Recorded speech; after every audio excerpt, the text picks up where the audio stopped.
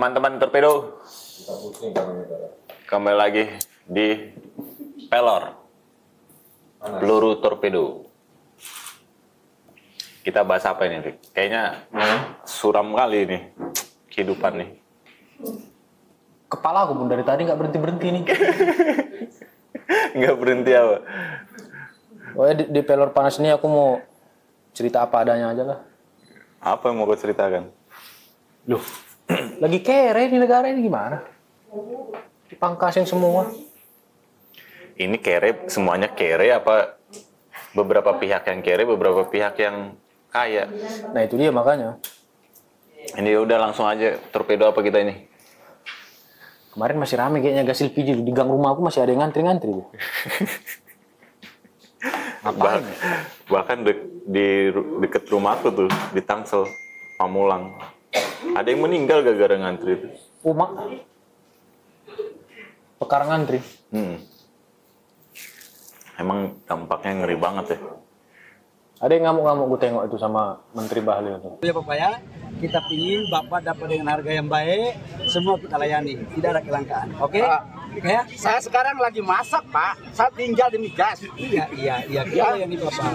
Bukan masalah antri gasnya. Anak kami lapar, butuh makan, butuh kehidupan, Pak. Oke. Warga di mana? Kan berjalan dong, Pak. Iya, udah ya. Yang penting Tapi setelah dia ngasih keterangan, ini penataan. Penataan para pengecer biar menjadi sub pangkalan. Kalau menata, ya kau tata aja lah rumahmu. Ngapain kau tata?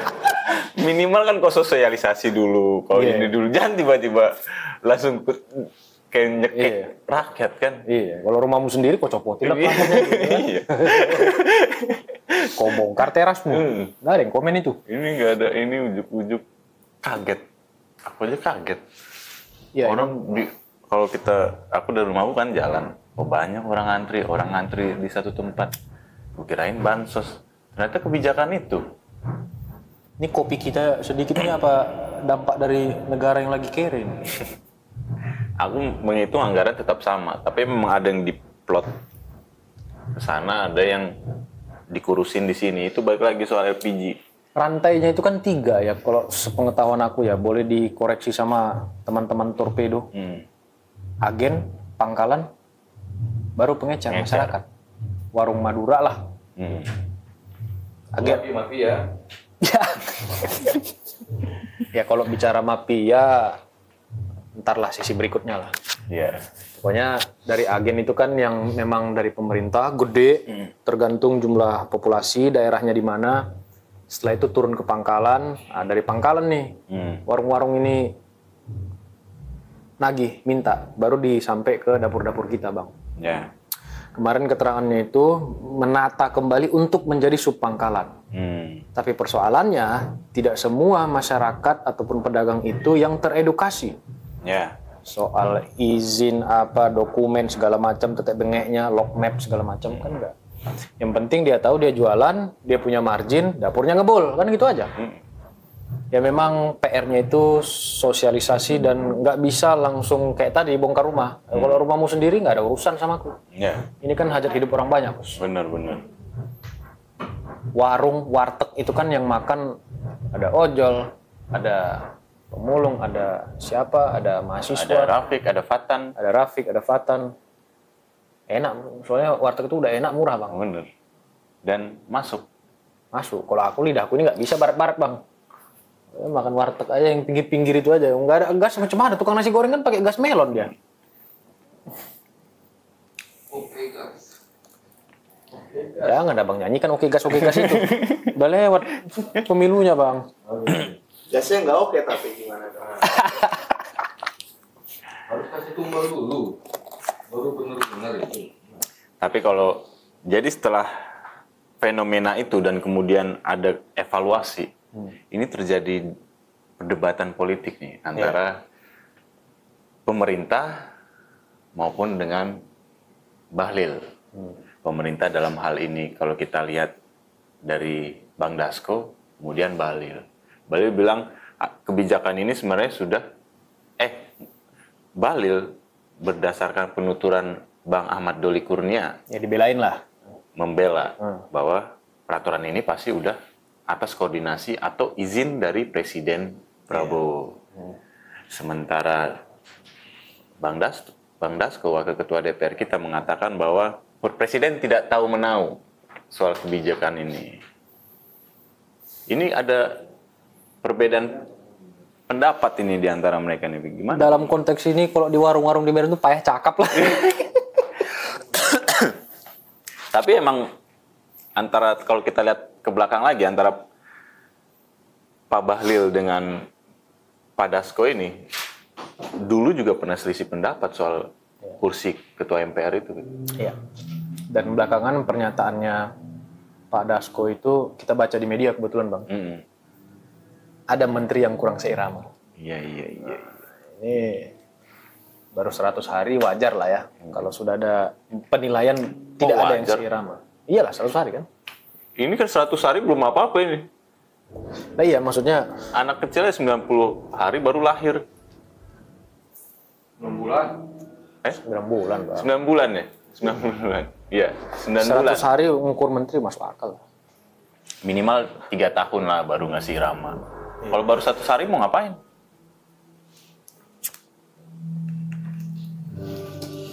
Jadi siapa yang offset nih? Gak mungkin presiden yang offset kan? Pembantunya berarti ya? Ya nggak tahu, kita lihat aja. Tapi banyak tuh yang sampai 2 bulan mengkritik Pak Bahlil, bahkan ada Jadi sasaran tembak deh ya? Ya seorang menteri berani nggak di luar koordinasi seorang presiden? Begitu aja. Dia pun yang nunjuk presiden. Report lah ya kan?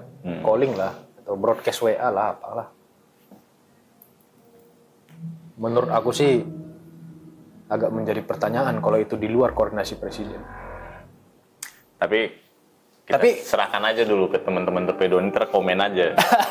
Sepakat dengan Pak Bahlil atau reshuffle Pak Bahlil. Ya kan rakyat. Enggak, tapi Pak Jokowi kan pernah sampai muncul di sosial media itu, I don't read what I sign. Aku tidak baca apa yang aku tanda tangani. Mungkin kan dulu kan di luar koordinasi, tahu, tapi mungkin nggak sampai ke lapangan pengawalannya. Tapi kalau sebuah kebijakan itu kemudian ada orang yang meninggal, ya makanya kan itu harus ada yang tanggung jawab sih. Uma, siapa yang tanggung jawab itu? Silakan teman-teman Torpedo kalian aja yang jawab, siapa yang tanggung jawab itu? Kan akhirnya kan udah dibolehkan pengajar. Ya udahlah itu close lah. Close. Kita ini juga bahas yang lagi suram, efisiensi anggaran. Sampai-sampai IKN itu juga di stop. Gimana ini? Ya dari awal kan dia udah bilang tuh. Semua di Rapim TNI Polri dia bilang berhemat. Kementerian lembaga dalam forum rakor juga dia minta begitu. Sampai sekarang beneran direalisasikan, dipangkasin. Tapi kan harusnya presiden dari awal, oh ya udah kementeriannya aja yang ya jangan anggap ininya dipersempit, jangan ini kan semakin banyak. Kementerian makin banyak, anggaran dipangkasin. PNS kelas menengah ini yang kasihan ini. Ini kan sama aja kayak kita disuruh kerja banyak hal, tapi gaji dikurangin. Iya, pendek katanya Bang ya.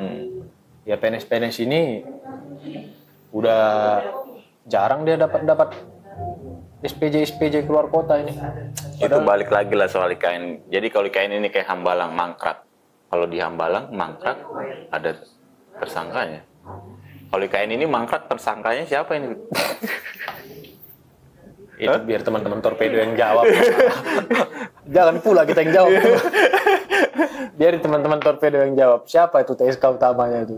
Tapi kita tahu lah, sama-sama tahu bahwa IKN ini kan ambisinya Pak Jokowi kan. Iya. Gak mungkin kan Pak Jokowi yang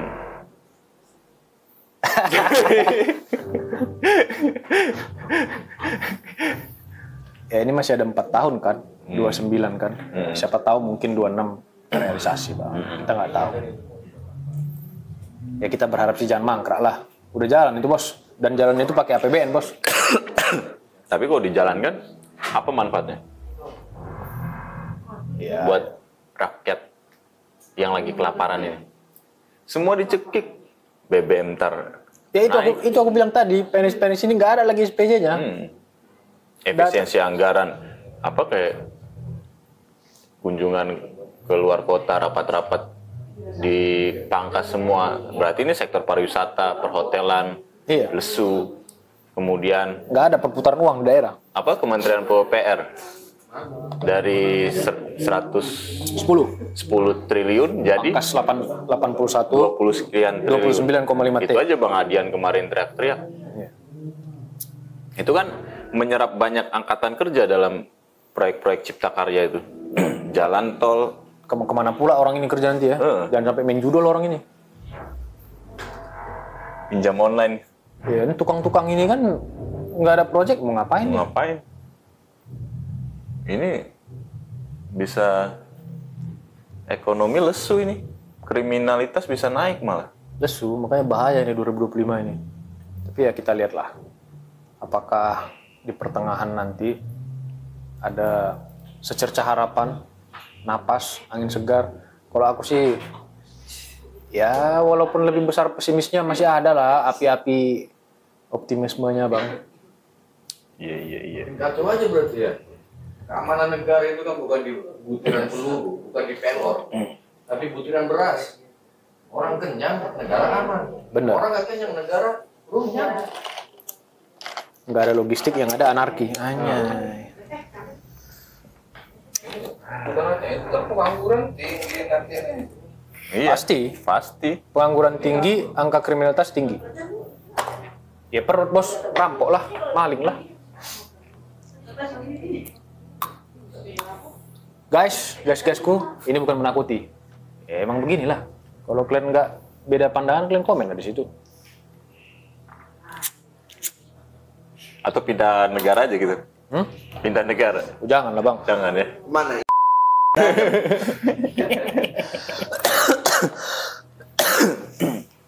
Senyuman rakyat, kebahagiaan rakyat, itulah yang utama Bang.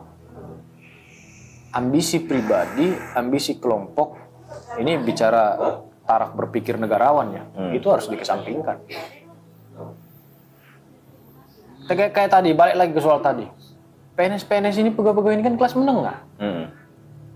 Anaknya 3, 2 sekolah, 1 masih kecil, pampers, susu. Gaji 7-10 juta udah habis untuk ke situ aja. Ketika nggak ada perjalanan dinas, nggak ada SPJ rapat misalnya, dari mana? Pegawai ini udah pasti dia dapat tuh. Kelas menengah, jangan kelas menengah aja yang dipijak-pijak. Nggak boleh Bang. Benar tadi Abang bilang tuh. Kenapa nggak kementeriannya aja yang dirampingkan, anggaran operasional pejabatnya dipangkas, kalau perlu kurangin jumlah pejabatnya. Jadi belanja-belanja buat untuk langsung kena ke rakyat itu diperbanyak. Iya.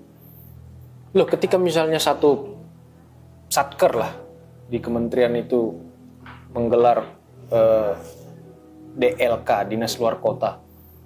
Misalnya bawa 50 pasukan, kan pada jajan nanti keluar hotel tuh.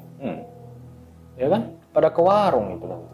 Pada ke tempat hiburan anak misalnya, ke tempat perbelanjaan mainan anak misalnya. Ya kan? Ya. Itu kan menghidupkan ini, mak, Ekonomi. tamu dari Bandung nih datang ke Jogja. Laris. Penjualan meningkat sekian persen. Penjualan mainan-mainan anak untuk dibawa pulang laris, ya kan? Kayaknya 1 tahun sampai tahun baru nanti kita dipaksa buat ibadah aja kali ini, Fik. Perbanyak ibadah. Inilah berat juga ya jadi pejabat. Pejabat ini jangan ngelihat looks-nya aja. Tanggung jawab moralnya, Bos. Nah, pemimpin itu menderita. Jangan yang dipimpin yang menderita. Itu kutipan Haji Agus Salim, Bang, ya. Memimpin adalah menderita. Masih ingat aku, Bang? Ya udahlah. Yang bisa dilakukan rakyat adalah mencoba mencari hikmahnya. Ya, sementara begitu. Terus ada apa lagi, Bik? Sebenarnya ini agak politik praktis lah. Tidak terlalu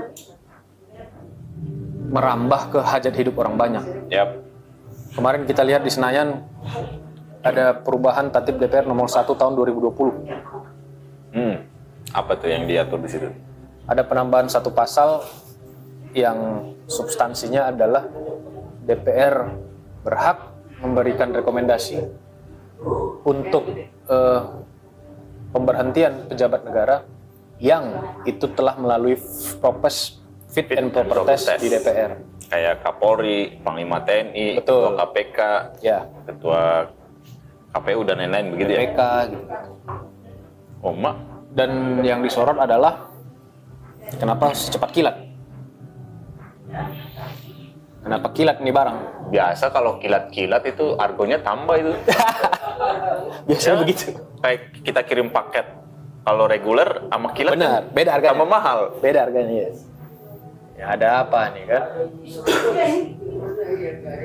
Kalau memberhentikan katakanlah menteri atau kepala lembaga lembaga negara kan sudah ada presiden Iya. dan mereka juga diangkat sama presiden. Iya. Ini DPR ngapain? Ngapain ya? Ini kan bisa jadi kayak lembaga penegak hukum yang awalnya mungkin independen gara-gara tatip yang baru ini jadi takut-takut kan memproses Korea-Korea. Oh, mah ntar aku dicopot deh. Kalau udah masuk telepon, oh mak, susah. Iya, kok nggak dicopot. Tapi kalau berapa lama emang tatip itu dari dibahas kemudian diputuskan itu? Nggak nyampe 24 jam lah. Walaupun banyak anasir, kita baca di pers, ya lebih cepat dari situ. Di bawah 24 jam, di bawah 20 jam, terserah lah. Teman-teman Torpedo, biar komen sendiri. Pasti sudah pada baca kan? Tumben ya Korea-Korea itu satu persepsi dengan cepat. Ya makanya, aku ngelihat Senayan 3 tahun belakangan ini, kemarin yang sempat rame kan revisi Undang-Undang Pilkada. Pasca putusan MK kemarin. Kira-kira motifnya apa nih? Kenapa bisa cepat gitu, Pik? Ya masuk juga yang abang bilang tadi. Kalkulatornya ini, Siapa yang megang kalkulator itu? kalau kalkulator itu kan pasti ada PJ-PJ-nya itu. Iya, siapa? Ini kan banyak elemen di sini, Pak. Iya, siapa? Kalau siapa-siapanya kita pasti serahkan ke teman-teman Torpedo, Bang. Teman-teman Torpedo lebih jeli Lebih jeli. dan lebih akurat. Siapa? Itu kilas politik lah. Kilas politik nasional. Tapi banyak civil society juga termasuk pimpinan-pimpinan lembaga dan badan itu merasa terganggu ya. Kayak ketua pimpinan KPK juga kemarin statement DPR ini kan 3 fungsi utamanya. Budgeting, legislasi, dan controlling. Kenapa dia terlalu jauh masuk ke ranah eksekutif? Dan menurut hemat aku ya agak melenceng dari trias politika yang memang kita anut dalam sistem ketatanegaraan kita. Iya. Agak maju dia. Agak maju apa terlalu maju? Biarkan teman-teman Torpedo. Paten. Ya udahlah, buat teman-teman Torpedo, kencangkan ikat tali pinggang, banyak-banyak beribadah. Kita hadapi 2025 ini dengan lapang dada. Ya, tapi tetap harus punya fighting spirit. Oh, itu pasti. Sekali lagi, aku sih berharap teman-teman Torpedo aku, Bang Patan, kita sama-sama bergandengan tangan, tetap mengawal pemerintahan. Ruang percakapan publik harus terus kita jaga. Karena kadang orang yang udah di atas nih perlu diingatkan juga, perlu ada advice, Bang. Iya. Jangan sur sendiri ya kan? Itu. Jangan sampai elit makin didaya, rakyat makin tak berdaya. Benar itu. Ini kan semua yang terjadi ini kan daulat rakyat. Berkat daulat rakyat. Iya, Pemilihan umum, Bos. Kalau suara rakyat pun nggak didengar, pindah aja kita ke zaman Hitler nanti. Udah lah ya. Cukup, Bang. Cukup ya. Kalau ngomong sama abang makin habis nanti rokok ini. Beli lagi ya kan, uang keluar lagi. Yang masuk tak ada. Makanya berhenti ngerokok. Ya paru-paru sehat, Bang. Ini udah kurang ini bang, bisa bungkus bisa 3 hari nih. Efek domino. Iya, iya, iya. Enggak boleh. Ya udah tutup aja lah. Guysku, kalian jaga kesehatan. Jangan lupa like, komen, dan subscribe. Dukung terus channel ini untuk ruang percakapan publik yang semakin baik. Assalamualaikum warahmatullahi wabarakatuh.